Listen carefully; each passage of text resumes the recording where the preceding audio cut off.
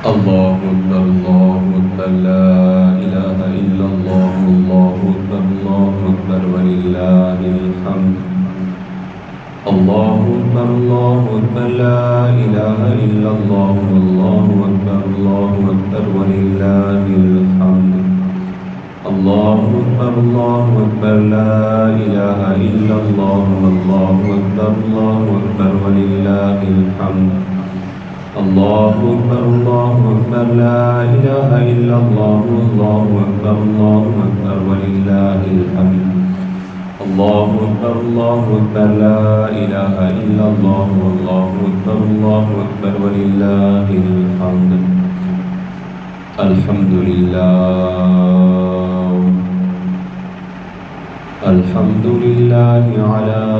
نعمائه الشاملة وآلائه الكاملة والصلاة والسلام على سيد الأنبياء وعلى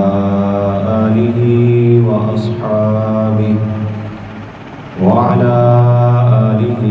وأصحابه على الصدق والسخاء أما بعد فقد قال الله تبارك وتعالى في كلامه المجيد والفرقان الحميد وفديناه بذبح عظيم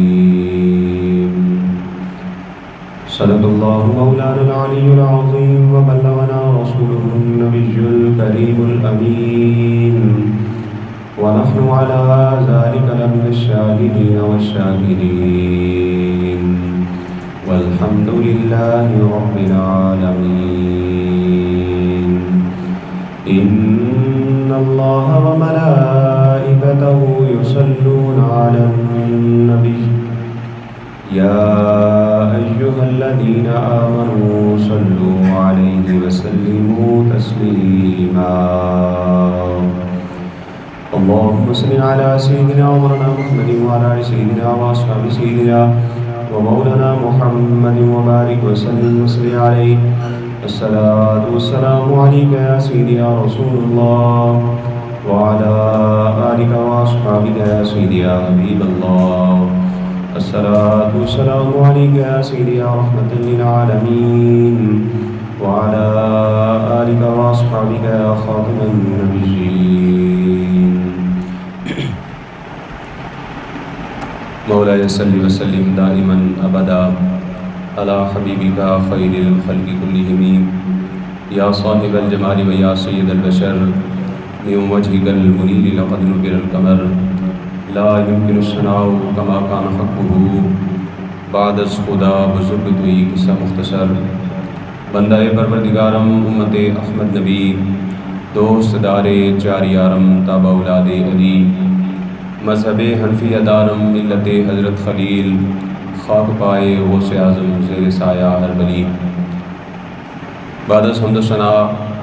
و درود السلام نبی مکرم شفیع معظم احمد مجتبیٰ جناب محمد مصطفیٰ صلی اللہ علیہ وسلم معزز محتشم سامعین ذی وقار، اللہ تبارک و تعالیٰ کا بے پایہ شکر ہے کہ خالق کائنات نے آج کا یہ مبارک اور مطہر عید الاضحیٰ کا دن ہمیں عطا فرمایا۔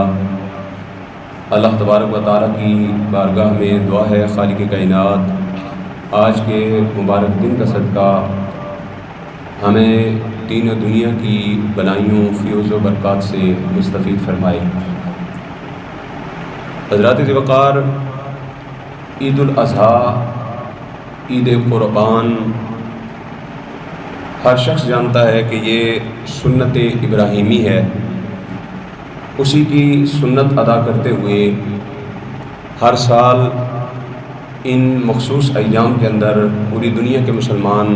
اللہ کی بارگاہ کے اندر قربانیاں پیش کرتے ہیں۔ لیکن فلسفہ قربانی کیا ہے؟ حضرت ابراہیم علیہ السلام جب اپنے بیٹے حضرت اسماعیل علیہ السلام کو لے کر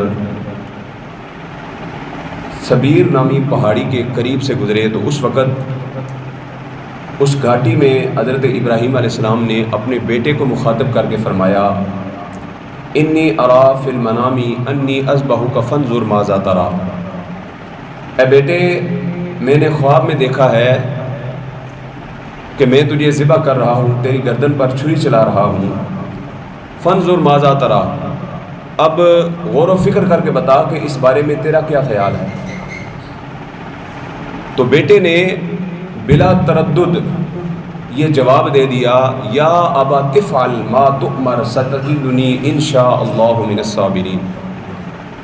بیٹے نے ایک لمحے کے لیے بھی یہ نہیں سوچا کہ مجھے ذبح کرنے کی بات ہو رہی ہے، میری گردن پر چھری چلانے کی بات ہو رہی ہے، والد صاحب کے ہاتھ کے اندر رسی بھی ہے، چھری بھی ہے اور بڑی تیز دھار چھری ہے، اور والد صاحب ہاتھ کے اندر چھری پکڑے ہوئے، ہاتھ کے اندر ساتھ چھری لائے ہوئے، ساتھ رسی لائے ہوئے مجھے فرما رہے ہیں کہ بیٹا میں تجھے ذبح کرنے والا ہوں، بتا تیرا اس بارے میں کیا خیال ہے۔ تو بیٹا کہتا ہے ستجدنی انشاءاللہ من الصابرین، آپ وہ کر گزریے یا ابا تفعل ما تؤمر، جس چیز کا آپ کو حکم ہوا ہے ابا جی آپ وہ کام کر گزریے، انشاءاللہ آپ مجھے صابرین میں سے پائیں گے۔ ہم نے صرف قربانی کے نام پر جانوروں کو ذبح کرنا سیکھا ہے۔ معاشرے کے اندر مشہور یہ ہے کہ قربانی کا مطلب یہ ہے کہ جانوروں کو اللہ کی بارگاہ میں قربان کرنا، جبکہ فلسفہ قربانی یہ ہے کہ اللہ تبارک و تعالیٰ کی رضا کی جب باری آ جائے، جب خالق کائنات کی رضا پر کوئی عمل کرنے کی باری آ جائے تو پھر کائنات میں ہر چیز جو ہے اس سے اللہ تبارک و تعالیٰ کی محبت جو ہے وہ مقدم ہونی چاہیے، کیونکہ خالق کائنات کی ذات وہ ذات ہے جو کائنات میں سب سے زیادہ محبت کے مستحق ہے، سب سے زیادہ جس ذات سے محبت کرنی چاہیے وہ ذات اللہ تبارک و تعالیٰ کی ذات ہے۔ تو اس ذات کے نام پر اپنی جان بھی قربان کرنے کی باری آئے تو پھر دریغ نہیں کرنا چاہیے۔ اسی لیے جب باپ بیٹا دونوں تیار ہو گئے تو رب کائنات نے حکم ارشاد فرمایا کہ آسمانوں کے دروازوں کو کھول دو،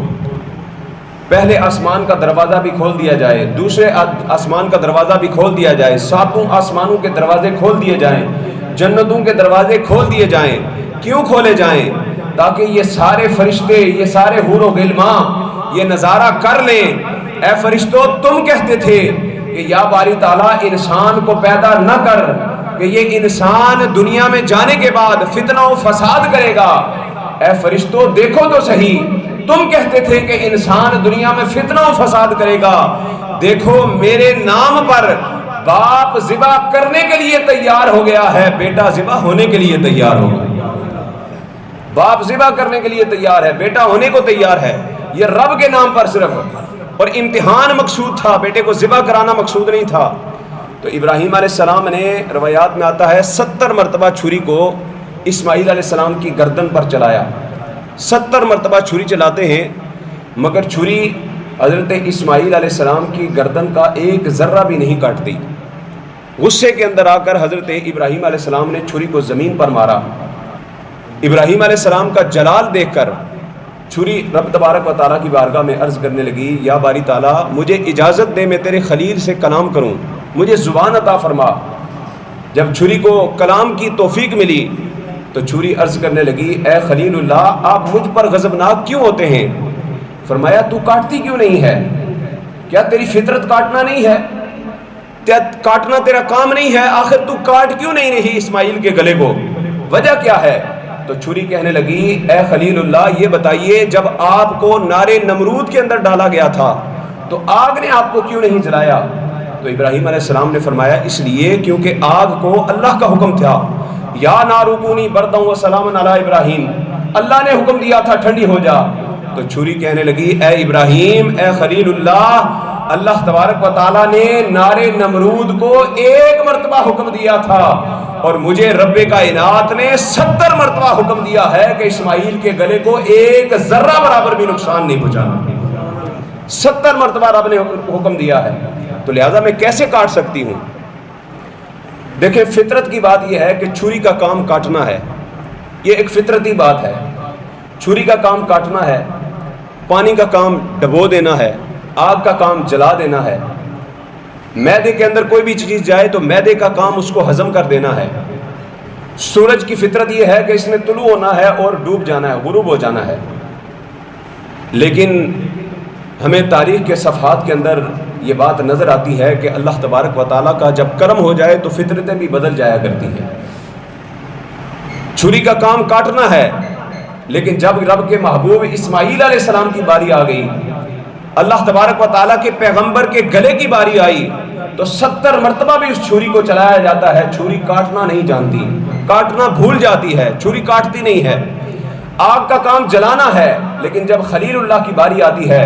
تو رب کائنات قانون فطرت بدل دیتا ہے کہ اے آگ، تو نے ابراہیم کو جلانا نہیں ہے، بلکہ ابراہیم کے لیے تو نے گلزار بن جانا ہے۔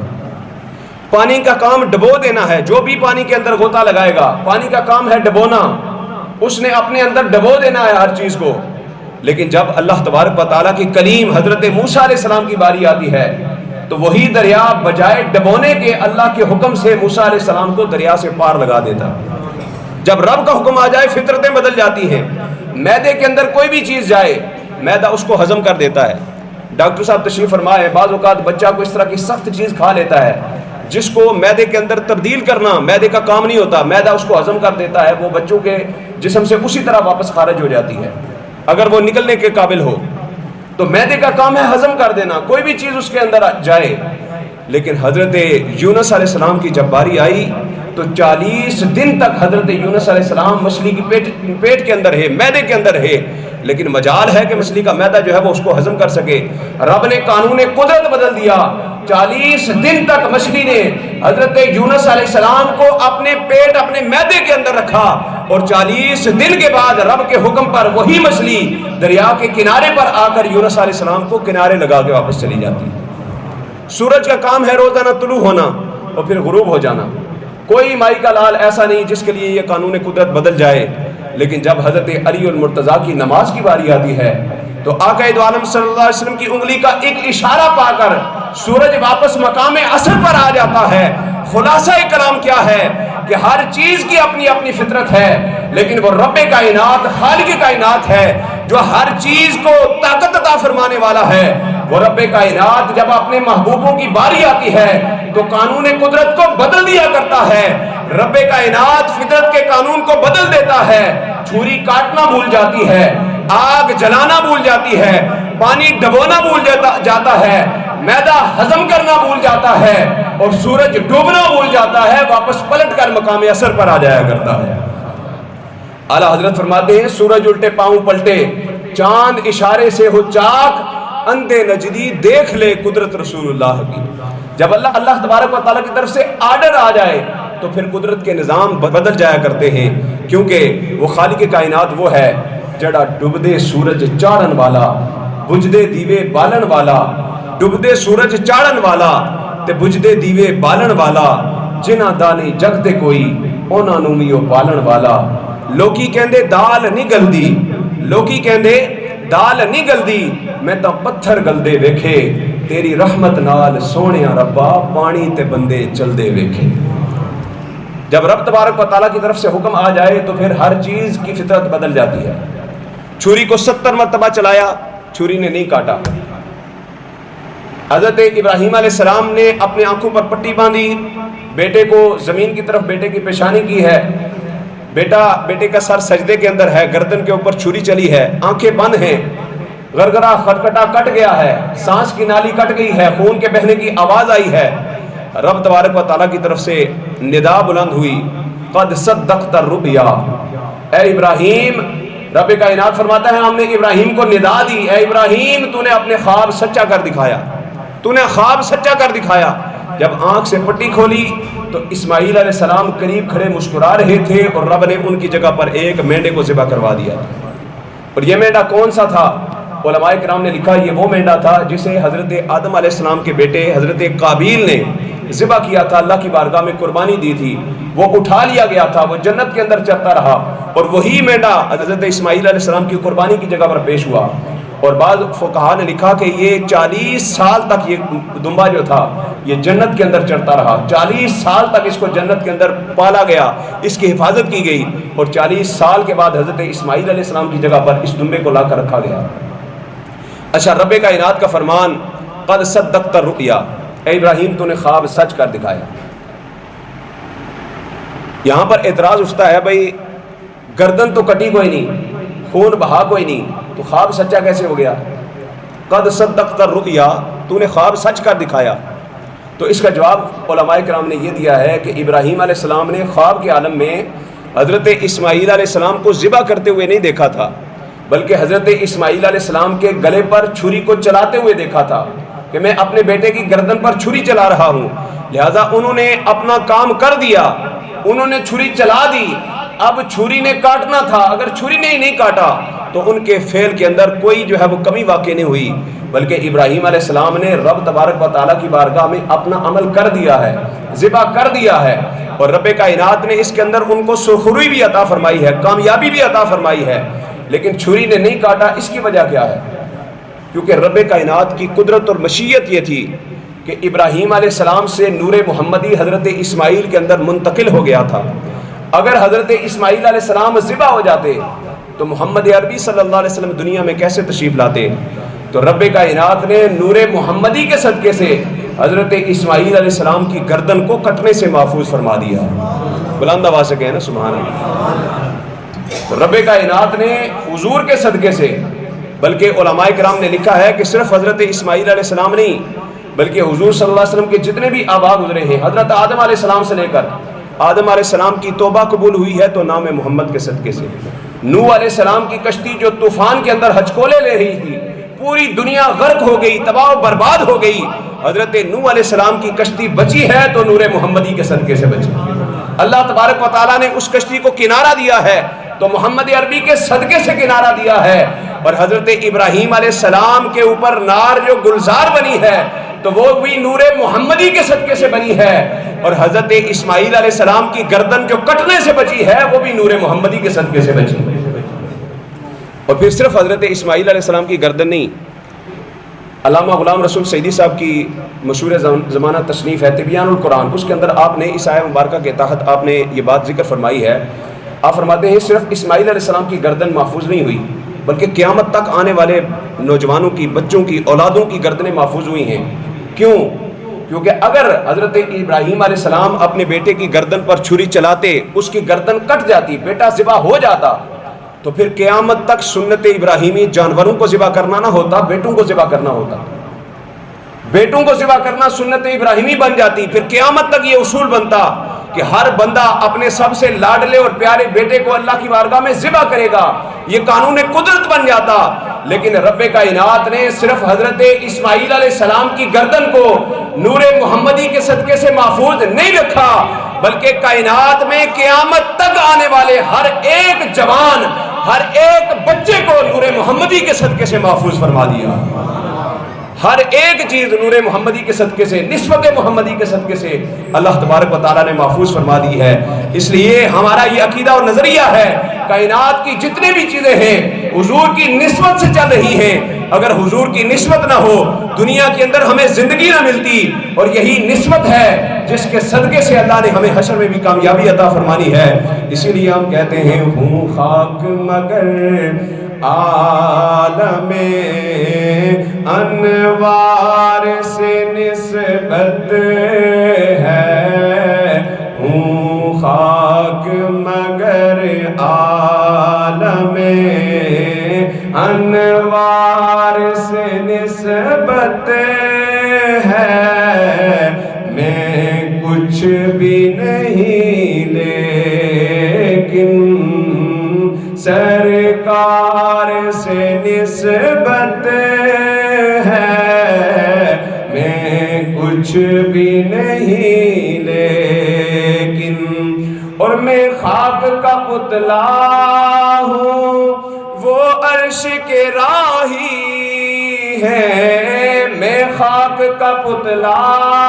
ہوں وہ عرش کے راہی ہے،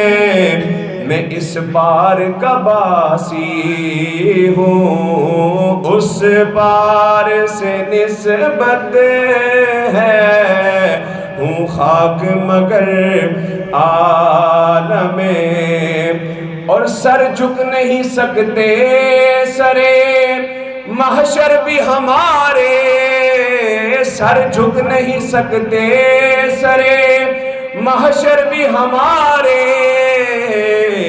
سر اس لیے اونچے ہیں، سر اس لیے اونچے ہیں کہ سردار سے نسبت ہے، ہوں خاک مگر عالم انوار سے نسبت ہے، میں کچھ بھی نہیں لیکن۔ حضرات ذوالفقار، یہ کائنات آقا دو عالم صلی اللہ علیہ وسلم کے صدقے سے چل رہی ہے، اور حضور کے صدقے سے یہ کائنات معرض وجود میں آئی ہے، اور کائنات کے اندر جتنے بھی افراد دنیا میں آئے، دنیا میں رہیں گے قیامت والے دن، یہ سارے معاملات حضور کے صدقے سے اللہ تبارک و تعالیٰ نے وفا کرنے ہیں، اور حضرت ذبیح اللہ کی قربانی کا اللہ تبارک و تعالیٰ کی بارگاہ میں قبول ہونا اور ان کا ذبح نہ ہونا، یہ بھی نور محمدی کے صدقے سے ہوا۔ اللہ تبارک و تعالیٰ اس روح قربانی کو ہمیں سمجھنے کی توفیق عطا فرمائے۔ فلسفہ قربانی یہ ہے کہ صرف جانوروں کو ذبح نہیں کرنا، اپنی انا کو بھی اللہ کی بارگاہ میں قربان کر دینا ہے، اپنے غرور و تکبر کو بھی ختم کر دینا ہے، ہر چیز کو اللہ تبارک و تعالیٰ کی بارگاہ میں قربان کر کے سر تسلیم خم کرنا ہے، اللہ کی رضا کے اندر راضی رہنا ہے۔ قربانی کرنا صرف امیروں کا کام نہیں ہے کہ صرف جن کو اللہ تبارک و تعالیٰ نے توفیق دی جانور خرید لیا، ذبح کر دیا، گوشت تقسیم کر دیا، نہیں۔ قربانی کی روح یہ ہے، فلسفہ یہ ہے کہ اپنی ہر چیز، ہر بندہ، کوئی بھی بندہ ہے، وہ ہر چیز اللہ کی بارگاہ میں قربان کرنے کے لیے تیار ہو جائے۔ اسی لیے فرمایا کہ جو بندہ جاج کرام اور قربانی کرنے والوں کے ساتھ تشبیہ اختیار کرے گا، ذوالحج کا مہینہ چاند نظر آتے ہی جو اپنے ناخن نہیں کاٹے گا، اپنے بال جسم کے نہیں ترشوائے گا، تو اللہ تبارک و تعالیٰ اسے بھی قربانی کرنے والوں اور حج کرنے والوں جیسا ہی اسے اجر و ثواب عطا فرمائے گا۔ اور یہاں پر یہ مسئلہ بھی آپ کے سامنے واضح کر دوں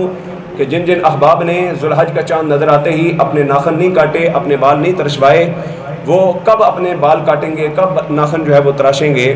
تو اس حوالے سے فقہائے کرام نے لکھا ہے کہ جس بندے نے قربانی کرنی ہے وہ بندہ اپنی قربانی کا جانور ذبح کرنے کے بعد، قربان کرنے کے بعد اپنے بال جو ہے وہ کٹوائے گا، اپنی جو ہے وہ ناخن وغیرہ ترشوائے گا، اور جس نے قربانی نہیں کرنی وہ اپنے اڑوس پڑوس کے اندر کچھ قربانیاں ہو جانے کے بعد وہ اپنے جو ہے وہ ناخن وغیرہ تراش لیں، وہ اپنے بال وغیرہ کاٹ لیں، تو اللہ تبارک و تعالیٰ انہیں بھی انہی کی مثل اجر و ثواب عطا فرمائے گا۔ یہ اللہ تبارک و تعالیٰ کا فضل و کرم ہے۔ حضرات وقار، عید کے حوالے سے کچھ باتیں آپ کے سامنے عرض کر دیتا ہوں، کچھ مسائل آپ کے سامنے عرض کر دیتا ہوں۔ سب سے پہلے نماز عید ادا کرنے کے بعد ملنا ہوتا ہے، اور یہ بالکل خوش دلی کے ساتھ ہر بار میں یہ عرض کرتا ہوں، خوش دلی کے ساتھ ہر بندے سے ملنا چاہیے۔ یہ اللہ تبارک و تعالیٰ کی طرف سے کرم ہے کہ یہ ہمارا عالمی اجتماع ہوتا ہے۔ جو عید کا اجتماع ہے یہ آج عالمی اجتماع ہے۔ جو نمازوں کے اجتماع ہوتے ہیں یہ محلے کی سطح پر ہوتے ہیں۔ دیکھیں، مجھے یہاں پر تقریباً 4 سال ہونے والے ہیں، اور جتنے بھی یہاں پر نمازی حضرات ہیں نا، ان تمام میں سے میں ان کو زیادہ جانتا ہوں جو نماز کے بعد سلام لیتے ہیں، جو ملتے ہیں، حال احوال پوچھتے رہتے ہیں، ان کے بارے میں حال احوال کا پتہ ہوتا ہے۔ کچھ ایسے ہوتے ہیں جو صرف نماز پڑھتے ہیں، اٹھ کر چلے جاتے ہیں۔ تو محلے کی سطح پر اجتماع ہے نماز کا، سب ملیں، سب ایک دوسرے میں سے حال احوال پوچھیں۔ سلام کرنا بھی ثواب ہے، نیکیاں ہیں، تو وہ بھی جب سلام کریں گے ایک دوسرے کا حال احوال پوچھیں گے۔ اور بعض اوقات ایسا بھی ہوتا ہے کہ جو ریگولر آنے والے ہوتے ہیں، اگر کوئی نہ آئے تو پھر اس کی کمی محسوس ہوتی ہے، بندہ پوچھتا ہے جی وہ کہاں پر غائب ہے۔ پھر جمعے کا اجتماع ہے، تو جمعے کے اجتماع کے اندر آس پاس جو غیر جامع مسجد ہیں وہاں کے لوگ بھی جو جامع مسجد میں آتے ہیں، تو سب ایک جگہ اکٹھے ہو جاتے ہیں، سب کے ملنے کا ایک ذریعہ بنتا ہے۔ لیکن جمعے میں بھی جو لوگ سب سے پہلے آتے ہیں، ایک تو نظروں میں وہ رہتے ہیں کہ جن کا پتہ ہوتا ہے مجھے کہ جی یہ میرے آنے سے پہلے یہاں پر مسجد میں موجود ہوتے ہیں، کچھ میرا خطبہ شروع ہوتے ہی مسجد میں داخل ہونا شروع ہو جاتے ہیں۔ لیکن کچھ ایسے ہیں جن کا مجھے پتہ بھی نہیں ہوتا کہ یہ ہماری مسجد میں نماز بھی پڑھتے ہیں یا نہیں۔ بعض اوقات وہ کہتے ہیں کہ ہم آپ کے پیچھے نماز پڑھتے ہیں، جمعہ آپ کے پیچھے پڑھتے ہیں، آپ کی تقریر سنتے ہیں، تو نہیں پتہ ہوتا کیونکہ وہ ملتے نہیں ہیں، تو وہ ملاقات کا جو سلسلہ ہے وہ نہیں ہوتا۔ اور کچھ ایسے ہوتے ہیں جو سال کے بعد عید میں ملتے ہیں، تو پھر عید پہ ہی ملاقات ہوتی ہے، پتہ چلتا ہے ہاں بھائی یہ بندہ بھی شمالی محلے میں رہتا ہے، یہ بھی اتھے ہے، جیندہ پہ ہے، اللہ تعالیٰ انہوں سلامت رکھے۔ تو یہ ایک اللہ تبارک و تعالیٰ کی طرف سے ملنے ملانے کا ایک سلسلہ ہے، اس کے ذریعے سے اجتماعیت پیدا ہوتی ہے کہ مسلمان آپس میں ملتے ہیں اور اللہ تبارک و تعالیٰ ان کو محبت اور یگانگت عطا فرماتا ہے، اور تمام قسم کی قدرتیں دل سے ختم کر کے دلی طور پر امیر غریب ہر ایک کو ایک نظریے سے ملنا چاہیے۔ اللہ تبارک و تعالیٰ ہمیں محبتوں کے ساتھ خلوص کے ساتھ رہنے کی توفیق عطا فرمائے۔ حضرات وقار، قربانی کرتے ہوئے اللہ تبارک و تعالیٰ کی بارگاہ میں اللہ کی رضا اور اخلاص کی نیت کرنی چاہیے، اور قربانی کرتے ہوئے جتنی بھی دعائیں ہیں احادیث کے اندر جو دعاؤں کی کتابیں ہوتی ہیں وہاں پر بھی لکھی ہوتی ہیں کہ جب بھی قربان کرو اللہ تبارک و تعالیٰ کی بارگاہ میں یہ آیت مبارکہ بھی پڑھنی ہے، انی وجہت وجہی للذی فطر السماوات والارض حنیفا وما انا من المشرکین، اور اسی طرح دیگر جو دعائیں ہیں آپ اپنی زبان کے اندر بھی دعائیں کر سکتے ہیں۔ یہ وہ وقت ہوتا ہے جب دعا کی قبولیت کا وقت ہوتا ہے، لوگوں کی ساری توجہ جانور کو گرانے، بھائی کس طرح اس جانور کو تھلے ٹان گے، یہ ہوتے کس طرح کسائی چڑھے گا، اس چیز کی طرف توجہ ہوتی ہے، بھائی ذبح کیسے کریں گے، جبکہ جو توجہ ہے وہ اللہ تبارک و تعالیٰ کی بارگاہ میں اخلاص کے ساتھ قربانی پیش کرنے اور دعا کی طرف ہونی چاہیے کہ ہم نے اس وقت قبولیت کے وقت میں کیا دعا کرنی ہے۔ اور یہ حدیث میں آپ کے سامنے عرض کر چکا ہوں پچھلے جمعے میں، میرے آقا نے فرمایا جب قربانی کے جانور کا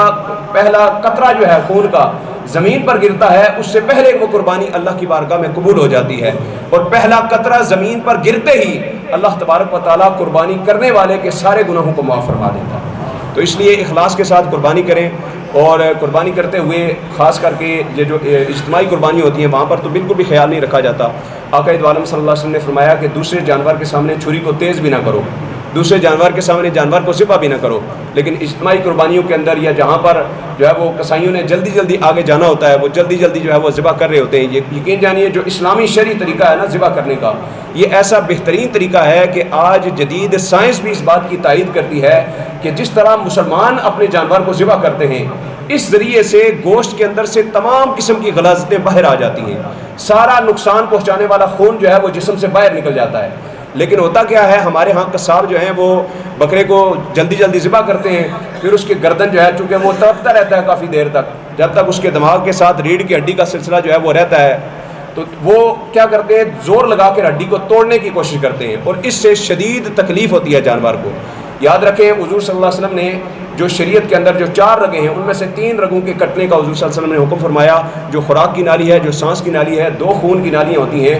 جو دائیں طرف جو ہے وہ تقریباً ہوتی ہے، بائیں طرف خون کی نالی نہیں ہوتی، جو بائیں طرف ہوتی ہے وہ بھی تھوڑی دائیں طرف ہی ہوتی ہے، تو اسی لیے جانور کو اس پہلو پر لٹایا جاتا ہے تاکہ اس کی جو خون کی نالیاں ہیں وہ صحیح طرح کٹیں، اور جو سانس لینے کا سسٹم ہے نا، جب جو ہی جانور کو ذبح کرتے ہیں تو سانس والی نالی ایسے باہر آتی ہے، تو اس سے ایک دم سے اندر سانس کھینچنے ہوتی ہے، جانور اپنے پھیپھڑوں کے اندر سانس کھینچتا ہے جب سلسلہ منقطع ہوتا ہے، تو اس کی ذریعے سے اس سانس کے اندر جانے کے ذریعے سے جو خون کا جو پریشر ہے نا وہ بنتا ہے، اور پورے جسم سے جتنا بھی فاسد خون ہوتا ہے وہ باہر نکل جاتا ہے، وہ بالکل طاہر مطہر اور صحت یابی والا بن جاتا ہے۔ تو اس لیے صحیح طریقے سے جو لوگ اس طرح جلد بازی میں اس طرح قصاب کرتے ہیں ان کو تھوڑا روکیں کہ 3 دن شریعت نے اس لیے عطا فرمائے ہیں کہ سکون سے قربانی کی جائے، کسی بھی جلد باز سے آپ قربانی نہ کروائیں، آرام سکون سے جو ہے وہ اللہ تبارک و تعالیٰ کی رضا حاصل کرنے کے لیے قربانی کریں، اور گوشت کی تقسیم جو ہے وہ بھی انصاف پسندی کے ساتھ آپ تقسیم کریں، اللہ تبارک و تعالیٰ قبول و منظور فرمائے۔ آخری گزارش یہ ہے کہ جہاں آپ اپنے پڑوسیوں کو جو ہے وہ عید کے حوالے سے آپ یاد رکھتے ہیں، اپنے اعزا اقربا کو یاد رکھتے ہیں، وہاں اپنے ائمہ مساجد کو بھی یاد رکھا کریں۔ اس محلے کے اندر 3 4 5 مسجدیں ہیں میرے خیال میں تقریباً، اور جتنے بھی یہاں پر افراد آئے ہیں جہاں تک یہ پیغام پہنچ سکے پہنچائیں کہ آپ کے ائمہ کرام جو مساجد کے اندر ہیں ان کے لیے بھی قربانی دا گوشت انہوں نے دینا جائز ہے، تو وہ کھا سکتے ہیں، اللہ تعالیٰ نے انہوں نے دند دیتے ہیں، تو تھوڑی جی مہربانی کریا کرو، تھوڑا انہوں نے دے دیا کرو۔ میں تو یہاں نہیں ہوتا چلا جاتا ہوں، لیکن بعض محبت کرنے والے جو ہیں وہ میرے آنے کے بعد بھی انہوں نے رکھا ہوتا ہے، جی تھوڑا احساس نہ رکھیا سی، لیکن مجھے اس کی حاجت نہیں ہے، میں باقیوں کے بارے میں بات کر رہا ہوں۔ اللہ تبارک و تعالیٰ عمل کی توفیق عطا فرمائے، نماز عید کا طریقہ سماعت فرما لیں۔ میں نیت کرتا ہوں 2 رکعت نماز عید الاضحیٰ 7 واجب 6 زائد تکبیروں کے، مطرف خانہ کعبہ شریف پیچھے امام کے اللہ اکبر، 6 زائد تکبیریں جو ہے نا یہ ذہن میں رکھنی چاہیے عید کی نماز کے اندر۔ پہلی تکبیر ہوگی، ہاتھ باندھیں گے، ثنا پڑھیں گے، اس کے بعد 3 زائد تکبیریں پہلی رکعت میں ہوں گی، 3 زائد تکبیریں دوسری رکعت میں ہوں گی۔ پہلی رکعت میں جو 3 زائد تکبیریں ہونی ہیں وہ ثنا کے بعد ہونی ہیں، جب ثنا پڑھیں گے اس کے بعد 3 زائد تکبیریں ہوں گی۔ پہلی تکبیر میں اللہ اکبر کہہ کے ہاتھوں کو چھوڑ دینا ہے،